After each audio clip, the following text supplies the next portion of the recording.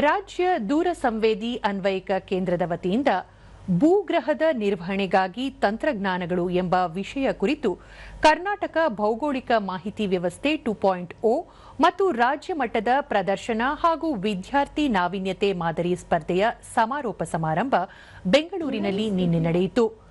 ಇಸ್ರೋ ಸಂಸ್ಥೆಯ ಕಾರ್ಯಕ್ರಮ ಮುಖ್ಯಸ್ಥ ಜೆವಿ ಥಾಮಸ್, ವಿಶ್ವೇಶ್ವರಯ್ಯ ತಾಂತ್ರಿಕ ವಿಶ್ವವಿದ್ಯಾಲಯದ ಪ್ರಾಧ್ಯಾಪಕ ಡಾ ಎಚ್ ಹೊನ್ನೇಗೌಡ, ಕೆಎಸ್ಆರ್ಎಸ್-ಎಸಿ ನಿರ್ದೇಶಕ ಡಾ ರಾಜೇಶ್ ಹಾಗೂ 40ಕ್ಕೂ ಹೆಚ್ಚು ಶಿಕ್ಷಣ ಸಂಸ್ಥೆಗಳ ವಿದ್ಯಾರ್ಥಿಗಳು ಭಾಗಿಯಾದರು. ಪ್ರಥಮ ಹಾಗೂ ದ್ವಿತೀಯ ಸ್ಥಾನ ಪಡೆದ ವಿದ್ಯಾರ್ಥಿಗಳಿಗೆ ನಗದು ಬಹುಮಾನ ವಿತರಿಸಲಾಯಿತು.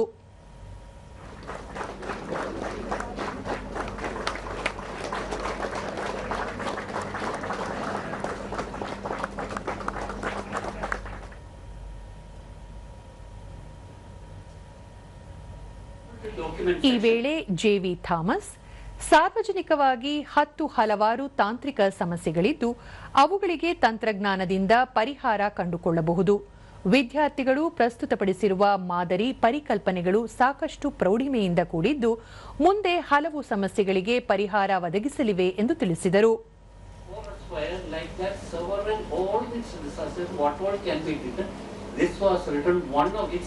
Some 4-5 others are there. One of the author was none other than Dr. P.P. Nagesh. ಡಾ ಎಚ್ ಹೊನ್ನೇಗೌಡ, ವಿದ್ಯಾರ್ಥಿಗಳು ಅತ್ಯುತ್ತಮ ಪರಿಹಾರಗಳನ್ನು ಪ್ರಸ್ತುತಪಡಿಸಿದ್ದಾರೆ. ಪ್ರೋತ್ಸಾಹ ನೀಡಿದರೆ ಗಂಭೀರ ಸಮಸ್ಯೆಗಳಿಗೂ ಸರಳ ವಿಧಾನಗಳ ಪರಿಹಾರ ದೊರೆಯಲಿವೆ ಎಂದು ಅಭಿಪ್ರಾಯಪಟ್ಟರು. Meeting with the Honorable Chief Minister of Karnataka, in spite of that, she inaugurated, went to 1 or 2 stars, and she left. Appreciated the very effort of design of the star, the way it has been organized. She said exceptionally good. ದೂರದರ್ಶನದೊಂದಿಗೆ ಡಾ ರಾಜೇಶ್, ಮಂಡನೆಯಾಗಿರುವ ಎಲ್ಲ ಪರಿಹಾರ ಮಾದರಿಗಳನ್ನು ಸರ್ಕಾರಕ್ಕೆ ಸಲ್ಲಿಸಲಾಗುವುದು. ವಿದ್ಯಾರ್ಥಿಗಳನ್ನು ಪ್ರೋತ್ಸಾಹಿಸಲು ಸ್ಪರ್ಧೆಯನ್ನು ಪ್ರತಿ ವರ್ಷವೂ ನಡೆಸಲಾಗುವುದು ಎಂದು ಮಾಹಿತಿ ನೀಡಿದರು. ನಮ್ಮಲ್ಲೂ ಕೂಡ ಹಲವಾರು ಪ್ರಾಜೆಕ್ಟ್ಸ್ಗಳಿದೆ.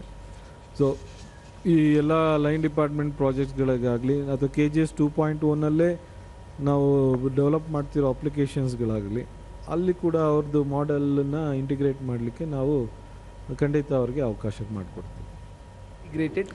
ಇದೇ ವೇಳೆ ದೂರದರ್ಶನದೊಂದಿಗೆ ವಿಜೇತರಾದ ವಿದ್ಯಾರ್ಥಿಗಳು ತಮ್ಮ ಅಭಿಪ್ರಾಯ ಹಂಚಿಕೊಂಡರು.